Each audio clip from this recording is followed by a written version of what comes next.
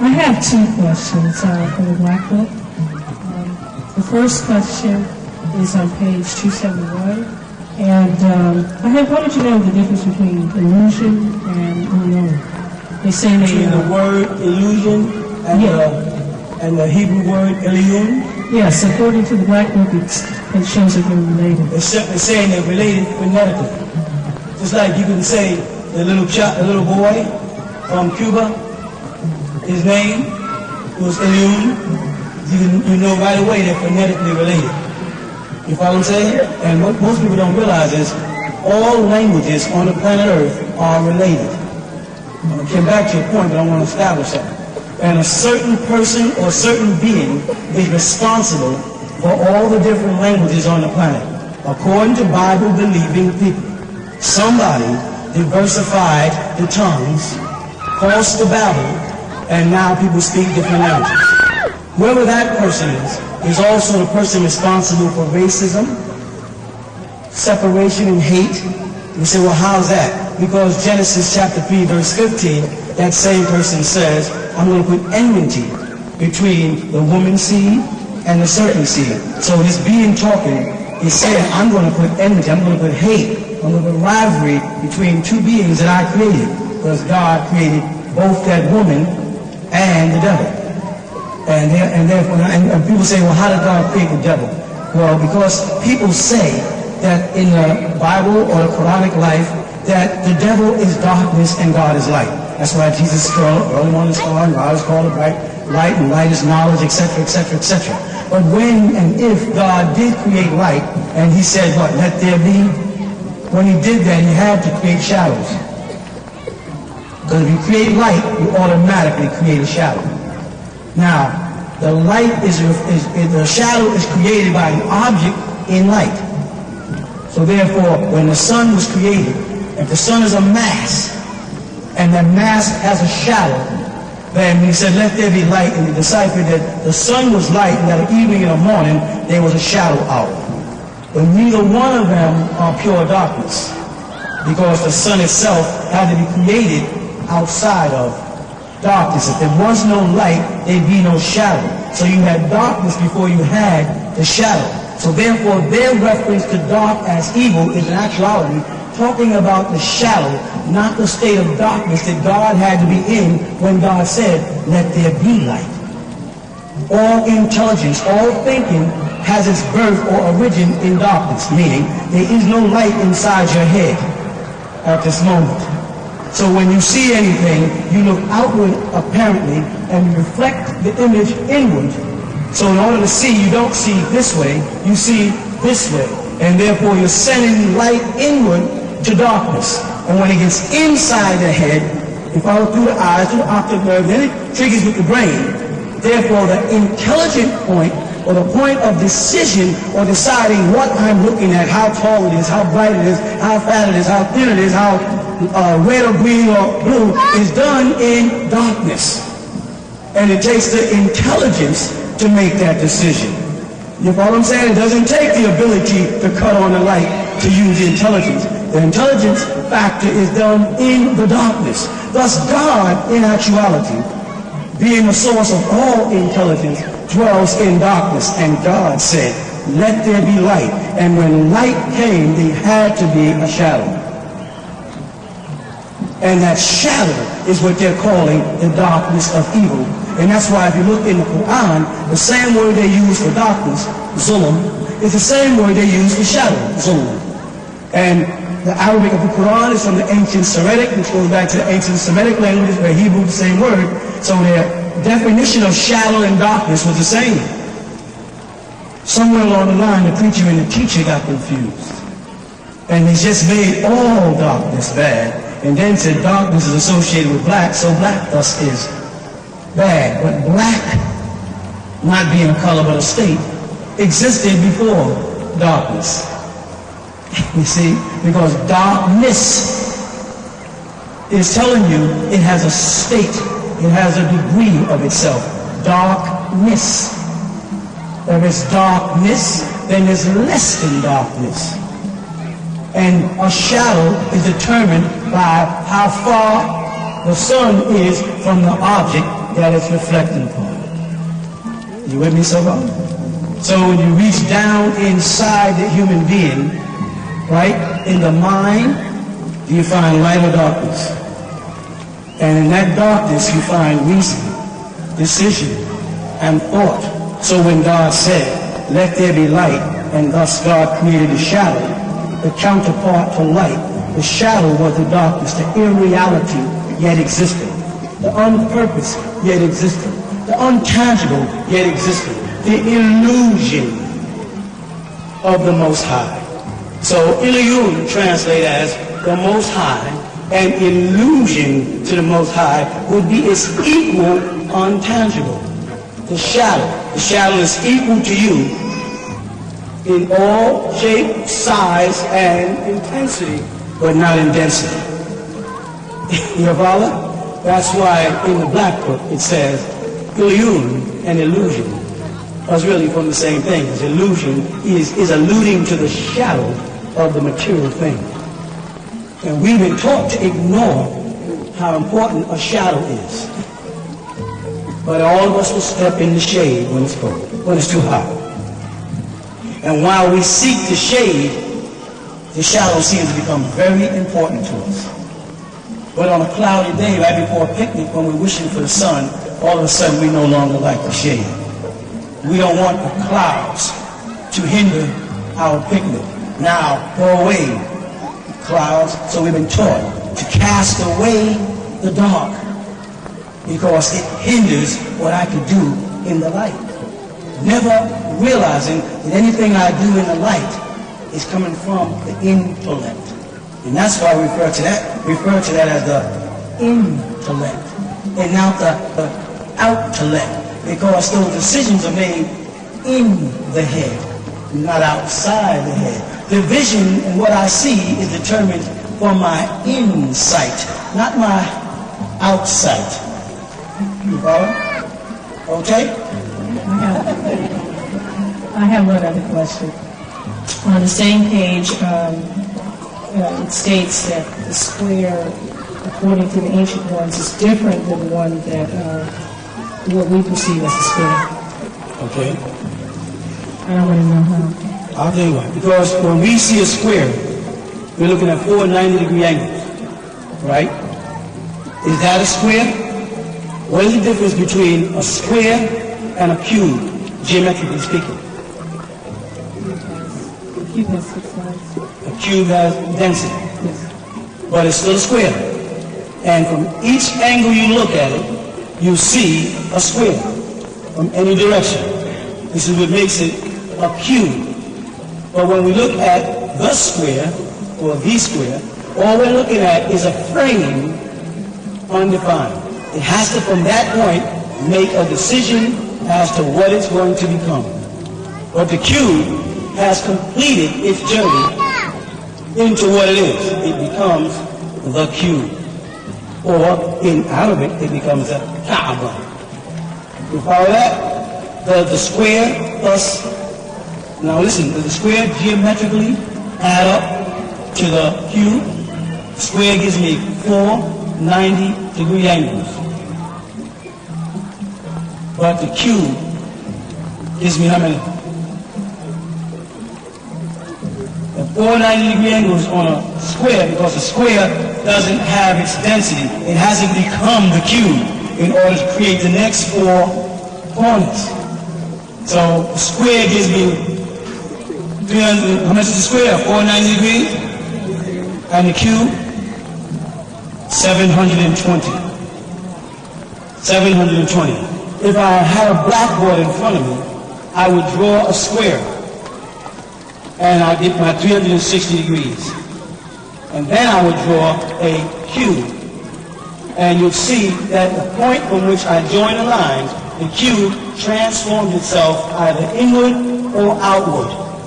It's taking me from the physical into the next realm. I don't want to just say spiritual.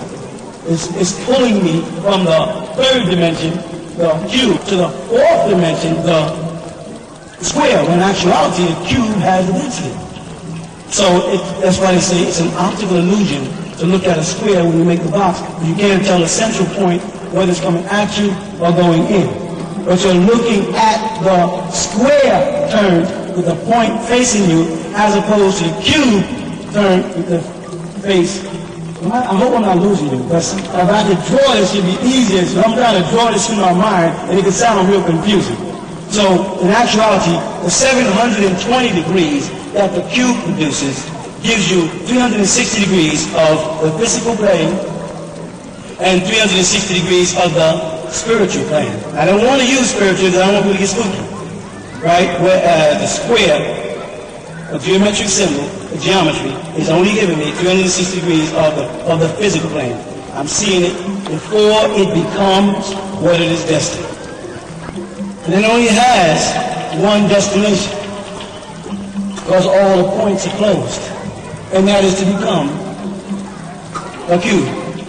It's a reference to our character and what we are as a one-dimensional being with the soul.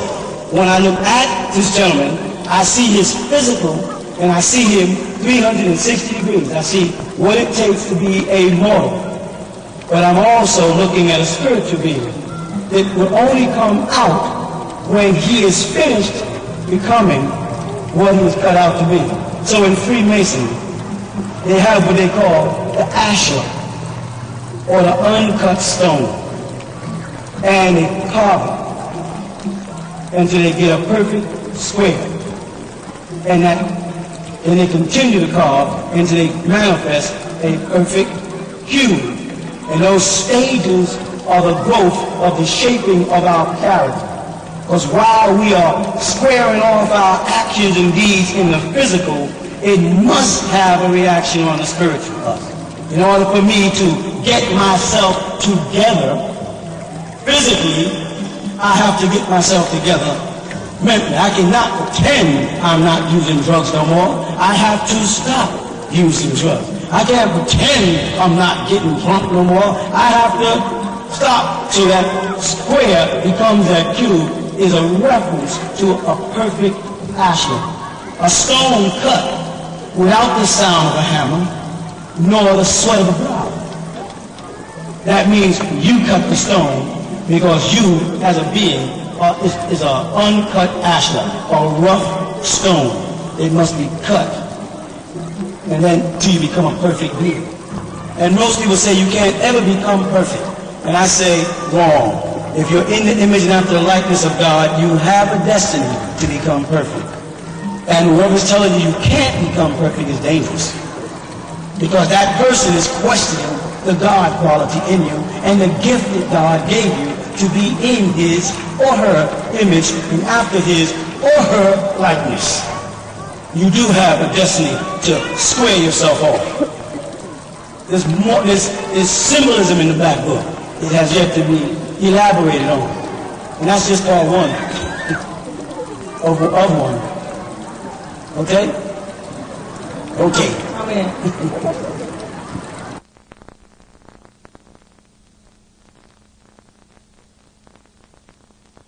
As the mysteries of Egypt intrigued you, the secrets of the pyramids and the scientists that built them. Well, now you can have the secrets.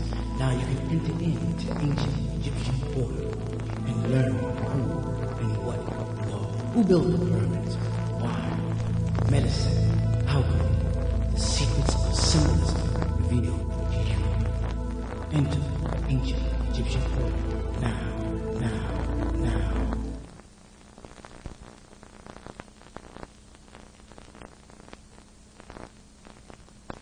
Right here.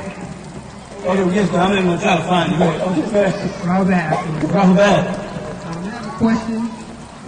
It states that raise small names. Excuse me, I don't want to be rude, but it states. Oh, excuse me, black. Okay. Pardon me. I got to be with you. Okay, in the black book it states that raise small name is the rule. And later on in the black book it states that in real is called the rule. So I guess my question is, what is the connection, if any, between these two beings having the same name and between the material and nutrient? You mean these four beings, don't you? Four beings? Because whenever you say ray, you're saying Atumre, Atunre, and Amunre. And it depends on what nome in ancient Egypt you were in at the time, and which one worshipped which deity. See, some, let's say in Thebes, they had Amun-Re. So they refer to Amun-Re there as Re because Amun was understood. And if you went to Memphis, they had Atum-Re. And they just refer to him as Re. So therefore, all of the Anunnaki were Re's. They all fall under the term Re. That did not apply to all of the Sumerians. All of the Neolithic Egyptians, before the word Egyptos was used, were referred to as Re. That did not refer to the dynastic period that came out of them. You know what I'm saying?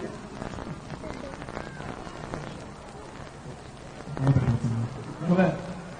I have a question in the Black Book on page 33, reference to the census of the brother question right there. You said that you have mastered one, it's on page 33, so you have mastered 1, 2, 3, and have traveled, 1 and 2, and have traveled 3, 5, 7, and now you hold the key between 1 and 9, and I was trying to get a clear understanding on the number. Not being a Freemason, you might not understand. But oftentimes, in Freemasonry, they might ask an individual, how old are you? And the answer is 1, 3, right, 1, 3, or 5, right? And that's making a reference to which degrees of the ladder of Jacob they have climbed. So I'm making reference to any Freemason who comes across that book and says, how old are you? I said, well, I've already passed 1 through 5. And I went on to 7 and straight on up. They don't know. They don't get past 3 degrees. And those 3 degrees are 1 through 5. Enterprise, holograph, and masturbation. That's as high as they go. There's no such thing as 33 degrees in Freemasonry. There's no such thing as 32 degrees. The original degrees of Freemasonry are only 3 degrees. Everything else is honorary studies. You know what I'm saying? Egyptians, we never gave them over 3 degrees. We never allowed them outside of person, places, and things. And because they are the masters of most education system's destiny, everybody, Muslim, Christian, Jew, are all trapped under 3 degrees. Person, places, and things. And if you say, I'm going to take people to another level, and do 7. And then at that point I say, and in the metaphysical or esoteric doctrine, you've been taught about the 7 seats, or chakras. Well, because the people who were teaching that science only had 7, you follow? They don't know about the 9. Now I'm taking you from the 7 up to the next. You have to learn about the next 2 chakras, not just the one that's in the crown side. We get to the, like I said, we go to the ancient Egyptian word, you look in the dictionary under the word brow seat. You get the Egyptian word near, which you also know is been translated as pyramid or central fire. Right? It's the site right there. They consider this the 6th point, the 3rd eye. Then they went to the crown with their 12 occult nerves, which represent the 12 signs of the zodiac. And in the center of there, they put the 7th seat, the crown chakra. When they get back to Egypt at the temple of Hathor, and they look on the ceiling toward the sky, and they see the calendar of their daughter, they notice that in the center of it is Hawaret. And Hawaret is a female deity. The Moors call her Zodiacus, the center of the sign of the zodiac. They also call her Ninti. They call her, they got many different names. We see her standing in the center as the mother of mammals that are also reptilians. You know what I'm saying? So we have this degree of study. It takes us from Earth at 1, up the body, 3, on out the body, to 5, and straight on into the universe. the 7. And we keep on traveling, right? The zodiac represents our woman, the mother of all creation, the science of the universe, and the wapo, in actuality, is a feminine word in the ancient language, for science, sound, right, and reasoning. It applies to the woman. So those are key signatures to identify. And when you get the handbook, it's coming soon, right? You study the handbook. I may walk up to you and they say, well, how old are you? And then you say, I'm 9. When you get 9, then you're born again. No Christian can be born again until he's 9. And see, Christ, as they call him, Christos or Krishna, said, you must be born again. And when he asked, you mean I must go back into the womb? He said, no, you must be born of spirit and truth. With God, you must be saved. You must receive grace and joy. He couldn't understand. Nicodemus couldn't understand where Jesus was coming from. Well, Jesus was after the order of Melchizedek, because Jesus was an Essenes. And the only Egyptian order he could find in all Judea were the Essenes up in Jordan. So he went there following John the Baptist, because he was after the order of Melchizedek, and the Essene order was the Egyptian order, and that's the only place those degrees were being conferred. You follow that? So he made that I am the way, the truth, and the light. He was telling them, come behind me, walk this path through this temple, and I'm going to give you this special guidance. I'm going to give you this special truth, some information that I got. It caused me problems in the temple. Because when I came back from Egypt, I had to confront the rabbis and the priests, and I got in a great argument with them about these truths of Torah. Because I had to explain to them that the Torah or the Tanakh, that holy book, is nothing but Torah. The female in the center of the zodiac, Torah. And they wasn't ready to accept the Egyptian mysteries, because they had already set up a doctrine. So he had to put aside what he learned in the ancient Egyptian order while he studied ancient Egypt and submerged himself amongst the Essenes. And at that point, he was stepping down in degrees. So you'll come around again, I promise you, and you read it and you laugh. And then I'll walk up to you sometime between now and then say with it and say, by the way, how old are you? And you'll laugh when you answer me, when you realize how simple it is to explain and handle that thing you pass to you. Alright? But Freemasons do that, 1, 3, 5, 7. He said, how, when they call them Master Mason, they consider themselves 7. And that 7 is what? The highest point on the chakras, or the climbing of the Kundalini, the ladders of Jacob, they get to the top. As you see the Freemasonry chart, you see they have all degrees going up. And at the top they have a triangle with an eye in the triangle, and that's when you see the top, the highest so-called degree. And they'll call that 33 degrees, but the manifestation will be Hunsu. Because when they get to that so-called degree, they give you a phoenix bird looking in 2 different directions. And that's the symbol of Hunsu, the healer of ancient Egypt. And that eye is there, is looking down with it. That's the eye of Ra, the sun. They find out that the light that they've been following is really the light of the, he said, I'm the light of the world. In the Holy Quran it says Allah is the Nur Samawati wal Ard. Nur Samawati wal Ard. That means the light of the heaven, sky, and the earth. You become the light of the sky and the earth, you are still the light of the world, because you're referring to the sun. You can't immediately adjust that and say the light of the heaven and the earth means my mind or my intellect, because I just explained to you that intellect is conceived in darkness, inside the head where there is no light. The thoughts come in there and then they come back out. You follow? So when he says, I am the light of the heavens and earth, the sun. So the Freemason, after all of his traveling toward the light, finds out that the light he was traveling towards was nothing more than the sun. And all the knowledge he got was nothing more than knowledge with inside this earthly range. Sciences, arts, fine arts, mathematics, geometry. And he's like puzzled. and a hand reaches down from heaven and pulls him up out the muck and mire if he wants to step through the mass and become a god. When he becomes a god, they refer to him as a supreme grand master in the lodge, as opposed to simply a master mason or a grand master who can open and close the lodge, but does not bear the title supreme grand master. He sits in the eastern point of the lodge, and above him is the eye of God, which is in actuality Re, the sun.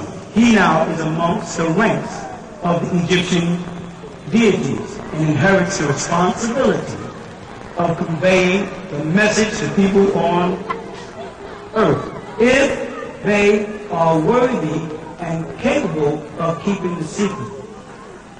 And what is the secret? The secret is hidden in the name, the sacred name. What is the sacred name? What name in Egypt is a Re and deals with a secret? Huh? Amun. Amun means the hidden one, the one who keeps the secret. And so the Freemason who walks through Jah, Baal, and On, he accepts the Bible, the Quran, and the Inumayinish, then finally gets the Book of Dead. He's passed through the three, what they call monotheistic religions, and each one of them, at the end of their ritual, or when the light of their ritual starts to descend or end, says, Amen, Amun, or Umain. And they all end with the same name of the same deity. And that's why in Revelation chapter 3, verse 14, he literally says, Aman, the faithful, the true witness, the faithful, with a definite article to make sure that you don't think they're talking about Jesus. Well, right?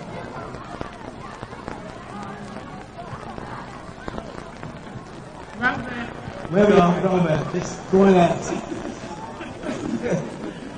My question is from the Guidance and Masters book. Yes. Deities in your mind. Yes.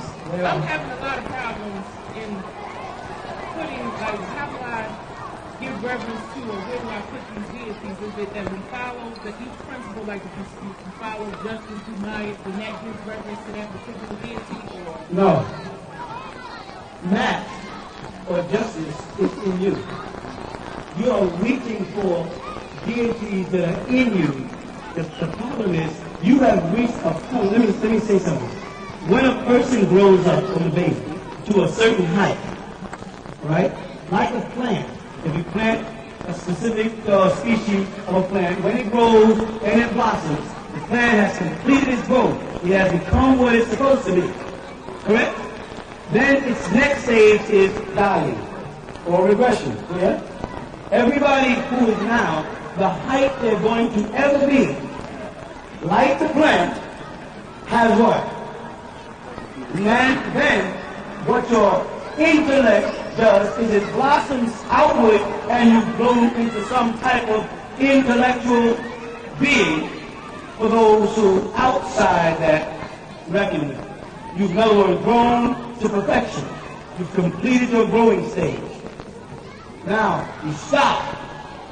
Because you have not died, it's only because the season for human growth and decline is longer than that of a rose or a dandelion. You follow? So now where's the next journey? The next journey is once you get complete, is back inside. All the way back to your roots. And as you pass to your roots, stop looking for deities as outside entities, statues, or images, because that's what religion has done to us.